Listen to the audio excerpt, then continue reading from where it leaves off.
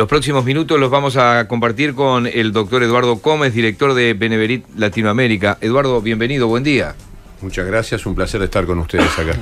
Para no tener que improvisar yo, improvisar mal y hablar de lo que es Beneverit o Benayverit en el mundo, una organización judía con más de 100 años, en un minuto, en un par de minutos, ¿qué es la organización? Bueno, primero cumplimos ya 175, ahora en octubre 176 años. Hoy es una organización mundial que está en todos los continentes, en más de 50 países. Nació hace 175 años en Estados Unidos, con dos grandes objetivos. Uno, la pelea contra las violaciones de derechos humanos, sean donde sea. Y el segundo, el tema de la acción social, que empezó luego, por supuesto, en 1843 empezó dentro de lo que era la comunidad judía y los inmigrantes de aquella época en Estados Unidos, y hoy en cualquier país donde estamos, incluyendo Uruguay, lo que nosotros hacemos es acción social comunitaria en la sociedad que estamos. Bien, y a la luz de esta actividad, y al cumplirse 25 años de la tragedia de la AMIA, es que esa fue la excusa para compartir unos minutos contigo. Con mucho gusto. Porque son 25 años y 0 detenido. Son 25 años y una investigación que ha avanzado poco y nada. En realidad son 25 aciagos años, porque si bien ha sido muy loable lo que pasó la semana pasada, en el sentido de que es loable que un gobierno de Argentina después de 25 años declare a Hezbollah como movimiento terrorista, congele sus bienes, saque algunas otras, digamos, normas jurídicas con respecto al terrorismo y reconozca de esa manera la autoría del atentado por parte de Hezbollah y además identifique con nombre y apellido, después cuando hay orden de captura, a algunos de los que ya habían sido identificados en su momento, incluso por el propio fiscal Nisman, que en nuestro concepto fue asesinado y no se suicidó.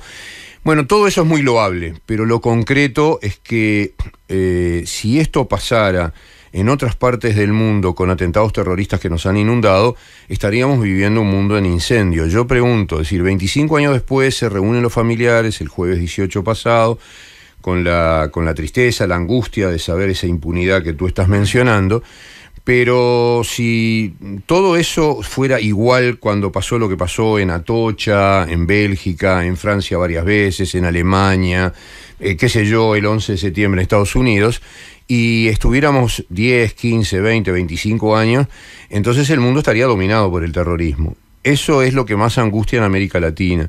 Y lo segundo, para cerrar, digamos, una respuesta a una pregunta corta, una respuesta larga, los autores, o sea, Hezbollah, no está en la luna, no solo está protegido por Irán y es parte de toda la estructura de Irán, sino que Hezbollah sigue en América Latina. Hoy todos sabemos, no precisamos ser muy estudiosos ni lectores, porque además es público y la semana pasada quedó en notorio, que Hezbollah está en Venezuela. Y está en Venezuela no desde que Maduro asumió en este régimen, sino desde la época de Chávez.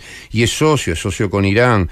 Entonces, no es que Hezbollah se fue, hay un movimiento declarado terrorista por Argentina, que hizo 2 atentados en Argentina, con más de 100 muertos, más de 500 heridos, no hace tanto, porque 25 años no es nada en la historia, y hoy sigue en América Latina, y hoy sigue además dentro de un país donde lo protege su gobierno, o llámenle como quiera, pero está protegido. Entonces pienso que eso es no solo es el tema de la impunidad, sino que es el desconcierto ante un hecho muy grave, que muchos se hacen los distraídos. Es una frase que no me gusta porque en realidad distraído no está nadie. Cuando uno hace el mal lo hace consciente, no distraído. ¿Y qué fue lo que pasó en estos 25 años que no se avanzó?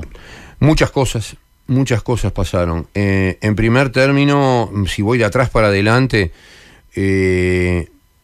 yo calificaría el memorándum de entendimiento, que no sé cómo lo llamaron así, del gobierno de la señora Kirchner y del canciller Timerman, hoy fallecido, con Irán, como una detención brutal a una investigación que venía culminando Nisman, que además muere justo ahí, pero el memorándum de entendimiento, eso es algo inexplicable, porque ¿cómo se hace un memorándum con los asesinos? Yo no me imagino a España después de Atocha haciendo un memorándum con los criminales que hicieron el atentado, no me imagino a Francia haciendo eso. Sin embargo, un gobierno de Argentina hace un memorándum, vaya a saber las intenciones últimas, las que están en la superficie, son evidentemente falsas, levantar alertas, a Irán le importa un rábano las alertas rojas, así que debería ser algo mayor. Y además explicarlo como que era una gran solución. Bueno, ese gobierno que firmó el memorándum estuvo casi 12 años en el poder entre esposo y señora. Son 12 años en que por un lado decían que iban a investigar y por otro lado detenían todo. Eso es la mitad del tiempo. Y anteriormente también hubo una situación que terminó con un procesado. O sea, el juez Galeano fue procesado porque evidentemente en lugar de avanzar en esa causa, lo que hizo fue detenerla, atrasarla, enlentecerla y ocultar evidencias. Pero ¿y por qué lo hacen gobernantes de Argentina? ¿Por plata, por miedo? ¿Por qué tanto los Kirchner como los anteriores? Porque esto arranca en la época de Menem, ¿no? Exacto. Y a Menem le mataron un hijo, dicen las versiones que le balearon al helicóptero del hijo y nunca ni chistó. Decía que había presiones por debajo, fue un mensaje la muerte del hijo de Menem, decía esto es por plata, que no hicieron nada, porque tienen miedo, porque forman parte de... ¿Qué imagen tienen ustedes? Digo, es la versión de ustedes. No te estoy pidiendo otra cosa que lo que ustedes han analizado. No solo la nuestra, es decir, acá hay muchos libros escritos sobre el tema. No, bueno, pero... Vamos a ser claros, o sea, hay muchos libros escritos sobre las preguntas que acabas tú de hacer, hay libros escritos que también son las versiones del libro. Yo me quedo con la versión de Nisman. Yo me quedo con la versión del fiscal Nisman, que le costó muchos años juntar pruebas porque encontraba dificultades por todos lados. Y en la versión de Nisman, lo que vio él en el gobierno de Menem, no especuló sobre la muerte del hijo. Es muy difícil especular sobre eso con Menem vivo y además habiendo dicho ya a esta altura de la vida, sí, a mi hijo lo mataron, pero no explicando por qué, quién, pero sí, digamos, accediendo a la pregunta de que sí lo asesinaron. Lo que Nisman sostenía en la primera etapa de la investigación era de que había una connivencia, pero no una connivencia por intereses a favor, sino una connivencia por temor, por miedo, sin ninguna duda, que llevó a ocultamiento de pruebas y a que, bueno, aunque se sabía quiénes eran los culpables estaban fuera del país y no había forma de cerrar el tema de la conexión local que implicaba gente de la Policía Federal y ahí había, aparentemente por lo que dice Nisman, estoy citándolo a él, otros temores. Lo que Nisman dice que cuando pasa eso, termina Galeano, pasa a la Fiscalía, empiezan a juntar las pruebas, la segunda mitad no es por temores, es por conveniencias. Esos son los Kirchner. Exactamente. Él sostiene de que es parte de todo un entramado de negociaciones, incluyendo América Latina, porque... ¿Es plata eso? Cuando dice conveniencia, ¿es plata? Todo tipo de negocios, porque sí, a la larga debe ser plata, pero lo que yo digo es que se empieza con el tema de Venezuela ya... Ideología también. Claro, no, pero se empieza con el tema de Venezuela y la connivencia con el gobierno de Argentina, Bolivia, etcétera, se forma todo ese núcleo. Estamos hablando ya más de 20 años. No se olviden que Chávez toma el poder allá por el 2003, 2004, es decir, estamos hablando de muchos años. Y eso empiezan las conveniencias, los negocios, los comercios, las valijas que van y que vienen, que no se saben de quién es. Bueno, Nisman entra a investigar, Nisman entra a encontrar que los culpables fue una orden de Irán, fue ejecutada por Hezbollah, y bueno, y Nisman muere. Y la tesis del... Lo de Chávez 93, 94, tú dijiste 2003, 2004. Sí, perdón, sí. 93, sí, no me quedé pensando... Sí, tenés razón. Lo que pasa que cuando Nisman entra a investigar, lo que Nisman encuentra, además de los temas de culpabilidad y negocios, encuentra temas de connivencia latinoamericana. O sea, encuentra que la Triple Frontera no es un lugar menor, que ahí se planificó parte del atentado. Él encuentra que parte del atentado se planificó en Montevideo. Es Nisman el que encuentra que acá se usó una casa y se planificó el atentado a la AMIA, etcétera, etcétera. Fue él que lo encuentra. Él encuentra una cantidad de cosas de la administración argentina, no solo el gobierno de los Kirchner, sino un montón de gente en connivencia. Él es el que dice que evidentemente se quiere ese ocultamiento por arreglos de todo ese grupo, no solo con Irán, sino con todos los países que rodean esa situación, por armas, por esto, por lo otro. Y bueno, y en eso Nisman muere. Ahora, cuando Nisman muere, el gobierno de Argentina en menos de 48 horas lo vitupera, lo insulta, lo ensucia a la familia, a todo el mundo, se abona a la tesis del suicidio, en lugar de lamentar que un fiscal ha aparecido muerto y empezar una investigación. Una investigación que ya es manchada y ensuciada desde el momento, ya que se contaminaron las pruebas, ya sabemos todo lo que pasó. Hoy en día, si bien ya hay más de un fiscal y más de una investigación que ha dicho que no hay dudas de que a Nisman lo asesinaron, falta el toque final, o sea, falta esa prueba final que uno esperaría que apareciera en algún momento, porque además él, digamos, todo eso que iba a decir y que lo asesinaron un día antes, o 2 días antes, porque fue sábado de noche, al lunes que él iba a hacer esa denuncia, eso lo único que iba a hacer era confirmar lo que acaba de hacer el gobierno de Argentina, declarando Hezbollah movimiento terrorista, nombrando a los culpables, etcétera, etcétera. Movimiento terrorista, pero ¿cuál es el objetivo final de Hezbollah? Hezbollah no tiene objetivos finales. Hezbollah tiene varios objetivos. En primer término, la toma de poder político en Líbano, lo cual lo ha conseguido. Le guste o no al Líbano, el Líbano se molesta mucho cuando se habla de que está dominado por Hezbollah. Bueno, es muy simple. Hezbollah tiene un ejército en el sur del Líbano que lo domina completamente. Hezbollah, desde el punto de vista político, ocupa gran parte del Parlamento. Hezbollah es un movimiento que ha estado atrás en el Líbano, los cristianos saben muy bien cuántos presidentes cristianos han sido asesinados y qué manera tratan a los cristianos en el Líbano, y que deberían estar en paralelo en el gobierno cristianos y musulmanes por la larga tradición libanesa, y saben que eso no existe estando el Hezbollah. El objetivo central que Hezbollah se marca en su carta constitutiva, digamos, es el mismo que Hamás, o sea, la eliminación del Estado de Israel. Eso es absoluto, eso es total. Pero Hezbollah, además, sigue determinados objetivos políticos que sí tiene Irán. Por ejemplo, Hezbollah ha estado muy ocupado en la guerra en Siria. ¿Por qué? Porque como Irán apoya a Assad, Hezbollah se asoció, e Hezbollah mandó su gente a Siria. Cuando surgen noticias de que hubo algún enfrentamiento entre Israel e iraníes en Siria, no solo en bombardeos, sino en algún otro tipo de encuentro, normalmente sí, hay sirios, pero hay una cantidad muy importante de gente de Hezbollah que está allí defendiendo al gobierno de Assad. Eso para Hezbollah no es el objetivo, insisto, el objetivo es exterminar a Israel, ocupar políticamente el Líbano. Pero ¿Y de dónde sale la plata para Hezbollah? De Irán. ¿Solo? No solo. Porque Irán parecería que es una organización que consume mucho dinero. Sí. Bueno, todas las organizaciones de este tipo que trafican con armas y drogas, evidentemente el dinero llueve. Pero evidentemente su base de sustentación es que es un brazo armado de Irán. Cuando decís armas uno podría pensar en Medio Oriente, pero cuando decís droga uno pensaría en América, entonces. Sin ninguna duda. ¿Por eso Venezuela?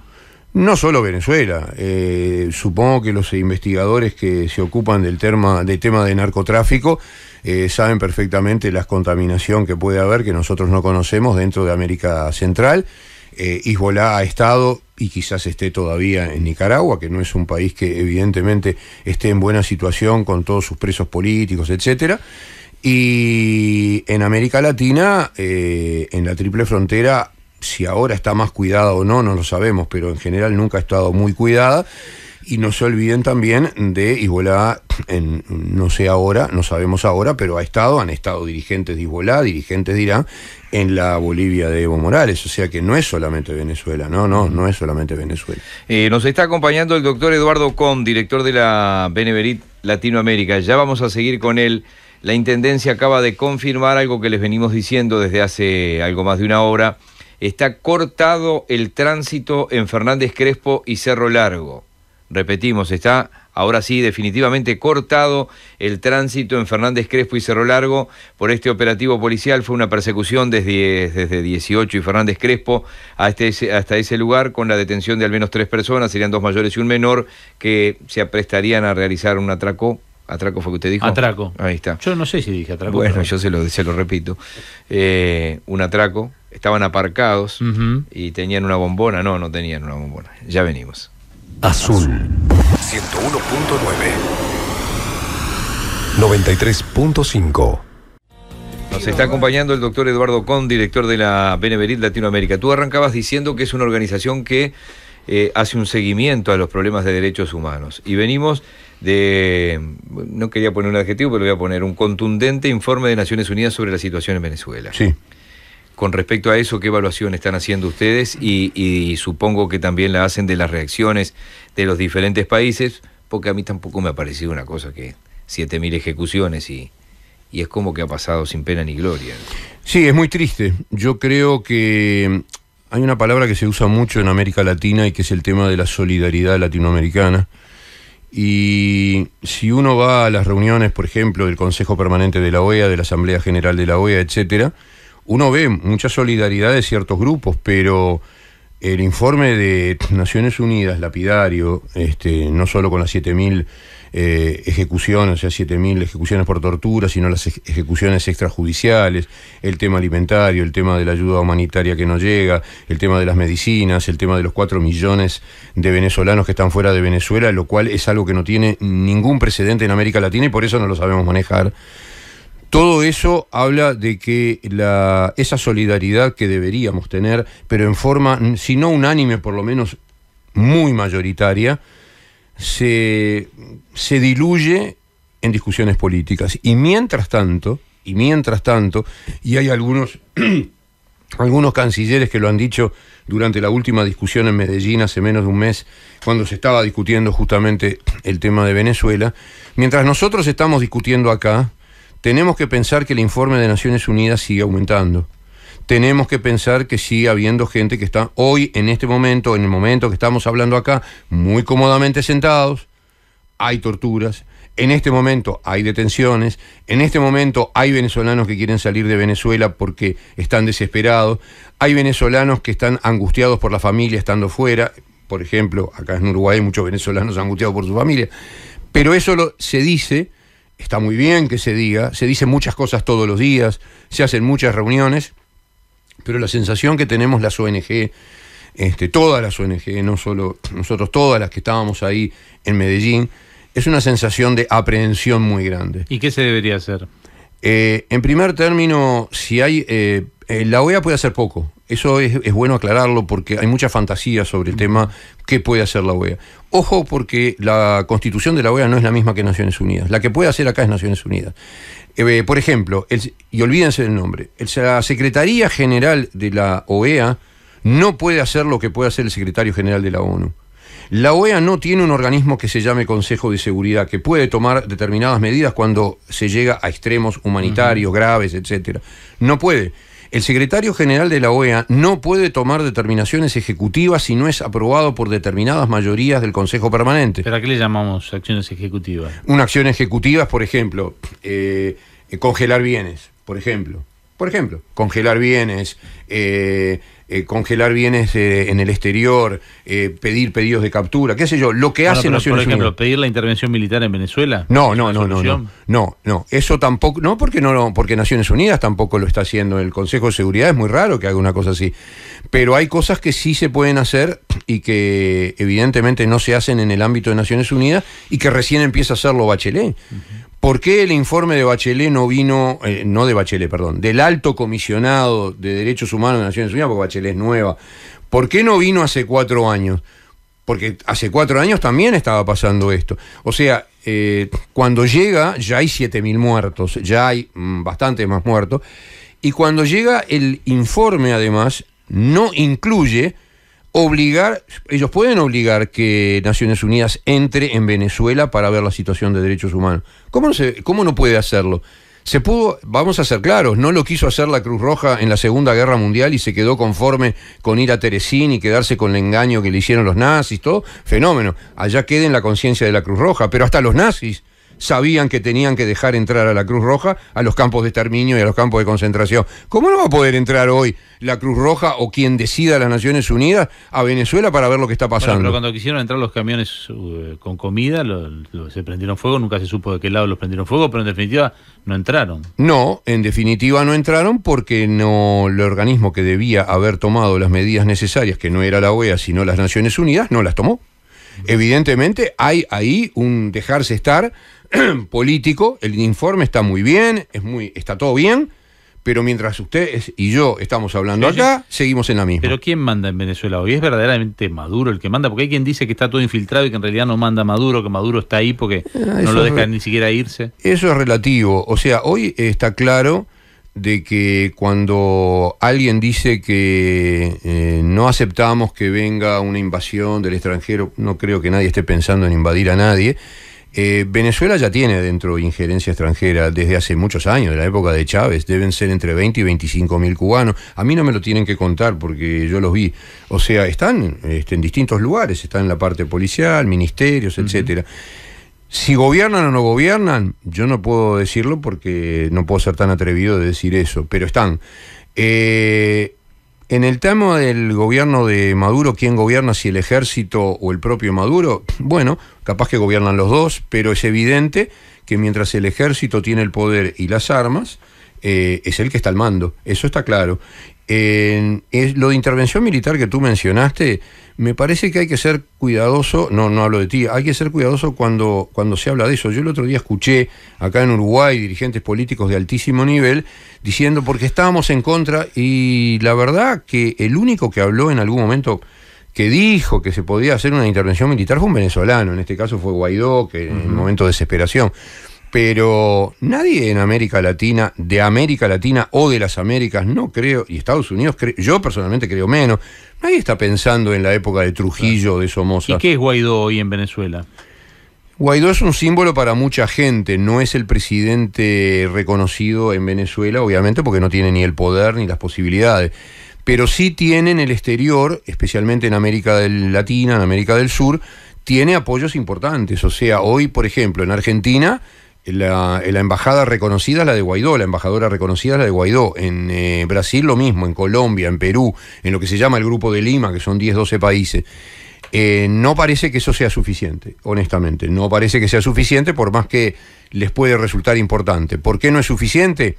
Porque capaz que si el informe de Naciones Unidas se hiciera hoy, en vez de 7.000 y algo, ya estaríamos hablando de 100 más. Entonces, da la sensación que las Naciones Unidas, que sí tienen la potestad de poder hacer algo más que un informe, por motivos que no sabemos, no lo están haciendo. Que el diálogo en Barbados se está adelantando. Yo creo que los venezolanos sienten ya una desolación. Ya hay muchos diálogos y muchas cosas y ellos siguen sufriendo. Lo de los diálogos es como para poner un signo de interrogación. El 11 de julio leíamos que la Iglesia Católica Venezolana exigió la salida de Maduro y elecciones libres. El país clama a gritos un cambio de rumbo, decía el comunicado de la Conferencia Episcopal, que denunció graves violaciones de los derechos humanos y ejecuciones extrajudiciales de lo que consideran una dictadura. Venezuela clama a gritos un cambio, ese cambio exige la salida de quien ejerce el poder de forma ilegítima y la elección en el menor tiempo posible de un posible nuevo presidente. ¿Cómo está la libertad religiosa y la situación, por ejemplo, de los judíos en Venezuela? Bueno, la libertad religiosa es muy limitada. Ya sabemos que la persecución a la Iglesia Católica es terrible, porque la Iglesia Católica habla y habla en voz alta y sabemos que han pasado incluso hechos de violencia. Con respecto a la comunidad judía, la mayoría de la comunidad judía se ha ido de Venezuela. La mayoría se ha ido. Había más o menos, cuando Chávez tomó el poder, había más o menos 17, 18, 19 mil judíos la colectividad. Hoy deben quedar 5 o 6 mil. Se fueron porque ya desde el principio la actitud del gobierno de Chávez fue muy antisemita. Recuerden que entró y se vandalizaron sinagogas, se entró en el colegio a las 6:30 de la mañana con los chiquilines ahí a mano armada, diciendo que se buscaban armas. Fueron todos hechos de violencia realmente repugnante y muy complicado para la comunidad. Y después, ya en el 2006, más o menos cuando estaba terminando la guerra del Líbano, fue en ese momento en Medio Oriente, bueno, ahí Chávez rompió relaciones con Israel unilateralmente, maldijo al pueblo de Israel, etcétera, echó al embajador. Ahí ya el tema del antisemitismo se vio que iba a crecer, especialmente además por la asociación que tenía. No se olviden que en aquella época estaba Ahmadinejad en Irán, entonces esa era la asociación de quien negaba el holocausto, de quien apoyaba a los movimientos como Hamás para exterminar y matar a todos los judíos del mundo, etcétera. Entonces, claro, hoy en día, si hay persecución, bueno, hay muy pocos, como yo dije, y no hay una persecución diaria y una persecución generalizada como pasa en un estado en esa situación. Pero evidentemente lo que tienen la comunidad y todas las comunidades religiosas es mucho miedo. porque se vive con miedo, no solo por ser quien sos, sino por toda la situación que te rodea. El antisemitismo latente que vemos y olfateamos por aquí y por allá, ¿en Uruguay dónde está hoy? En Uruguay está muy fuerte en las redes sociales. En Uruguay está muy fuerte en las redes sociales. Yo sé que las redes sociales no se miden tan fácil. Todos vivimos en redes sociales, ustedes la manejan profesionalmente porque es la vía de comunicación y saben que es muy difícil medir los likes, los no likes, el estiércol que se tira habitualmente, especialmente por Twitter, cualquier cosa sirve para... Los miles de anónimos, más los trolls, más todo. Claro, los insultos, cualquier cosa vale para un insulto, etcétera. Pero nosotros sentimos de que en las redes sociales, especialmente con el anonimato, ayuda mucho. Hay agresividades muy grandes que demuestran que están ahí. Ahora los ampara las redes sociales porque los hechos de violencia en Uruguay, uno dice, no existen. Bueno, hay que hacer memoria, sí existen más que en otros lados, porque a David Frem lo mataron hace 3 años, acá y en Uruguay. Y lo mataron porque era judío. En realidad en Paysandú, ¿no? Sí, en Paysandú. Acá en Uruguay, dice. Acá en Uruguay. Acá en Uruguay. O sea, lo mataron en Uruguay. Entonces, ¿cuántos muertos hay en el resto de América Latina donde también hay antisemitismo? O sea, Uruguay no se puede excusar del tema antisemitismo, pero hay una realidad que hay que destacar no solo en Uruguay, sino que en la mayor parte de América Latina, menos en Venezuela. Y es de que cuando hay antisemitismo, cuando hay una denuncia de antisemitismo, cuando hay una agresión antisemita, no es como en otras épocas, en otras circunstancias y en otros continentes. ¿Y basado en qué? O sea, el gobierno del país, el Estado, no admite, hay leyes contra antisemitismo. Eso hay que destacarlo, porque si no parecería, bueno, hay antisemitismo y nadie hace nada. No. Yo quiero ser muy claro en eso y eso nosotros lo subrayamos. O sea, hay leyes como hay en Uruguay, en Argentina, en Brasil, en Chile, etcétera. Pero decir, porque hay leyes, decir que no hay antisemitismo, no. ¿El antisemitismo es por temas puntuales de cotidianos, de convivencia, o es por los grandes temas, conflicto en Medio Oriente? De todo, porque el antisemitismo es un tema de odio, es algo que es una cuestión de odio que se lleva adentro en forma individual o a veces colectiva cuando se arma el colectivo del odio. Los mensajes de odio son contagiosos. Yo, por ejemplo, veo en Twitter que hay colegas de ustedes que sufren agresiones antisemitas simplemente porque dijeron algo que no les gustaba sobre, no sé, voy a decir cualquier cosa, sobre la luna o el sol, pero los insultan porque son judíos. Uh-huh. Eso es una manifestación de odio de alguien que siente odio y que si pudiera convivir en un núcleo de odio, cometería lo que, por ejemplo, un atentado, un asesinato o lo que fuera. Y además es muy peligroso decir el antisemitismo no existe porque hay leyes. No, está bueno lo de las leyes y está muy bueno de que no haya nadie dentro de los sectores políticos y gran parte de los sectores sociales que no acepten ninguna discriminación, incluyendo el antisemitismo. Pero Uruguay ha tenido sus etapas y por indiferencia ha tenido víctimas. Y no hablo de Fremta ahora. Hace más de 30 años Héctor Paladino salió a la calle y mató gente. ¿Y por qué mató? Porque tenía un colectivo de odio de muy poca gente con un mensaje de odio que en esa época no había redes sociales. Yo te preguntaba en lo cotidiano, me refería, por ejemplo, los complican el estudio, los complica a la hora de conseguir trabajo, porque no sé si eso pasa. No. Eso parecería que no. No.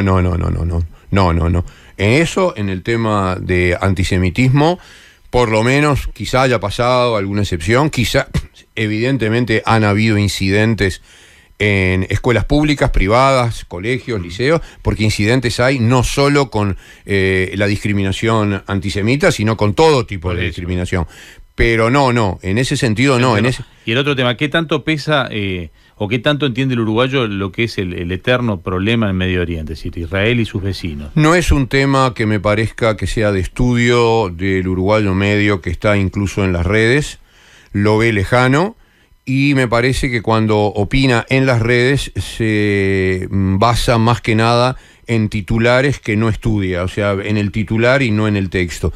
Creo que no es un tema que le es cercano y cuando repite en las redes cosas más o menos fuertes, salvo algunos que pueden tener más opinión, la mayoría está repitiendo eslogan y muchos se basan en eso para sacar manifestaciones de odio diciendo ustedes están haciendo tal cosa en Medio Oriente, hasta que se le aclara, mirá, yo soy un uruguayo que vive en Uruguay, soy judío, no vivo en Medio Oriente, Conozco las políticas de Medio Oriente, sé que hay un conflicto, obviamente, todo lo demás, pero no somos nosotros los que estamos votando en Medio Oriente, ni somos nosotros los que decidimos si se pelea Israel con Siria o con Hezbollah. ¿Y qué tanto mantienen ustedes? Porque hay un tema ahora de susceptibilidad en la sociedad que cada cosa que uno dice a veces es malinterpretada.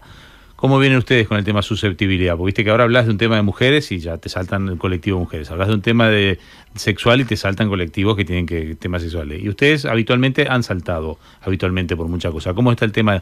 ¿Qué tanto es lo que dice el otro o qué tanto es el tema de uno? Uno se ofende con lo que quiere. A veces alguien no te quiso ofender y vos te ofendes igual. ¿Cómo están ustedes? ¿Cómo se autoevalúan ustedes? En lo personal y colectivo, por la institución que represento, nosotros saltamos cuando la agresión es clara.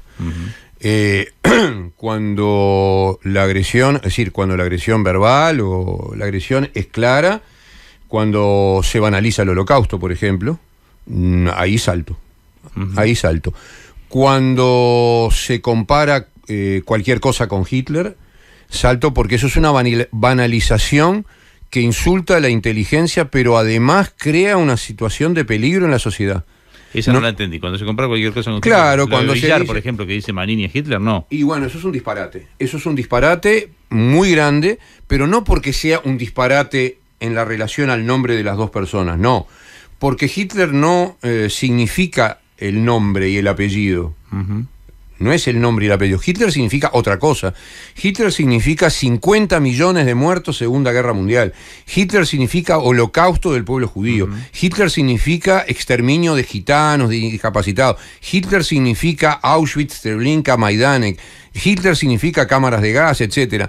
¿Cómo se va a comparar la barbarie más grande del siglo XX y quizá de la historia con una persona, no me importa cómo se llame? Entonces, ahí me parece que una persona que tiene responsabilidades públicas banalice de esa manera, es muy peligroso, porque si lo hace alguien con esa capacidad y ese poder de convocatoria o poder de discurso, puede agarrar a quien no sabe la historia y no conoce la historia, y ahí entramos a resbalarnos.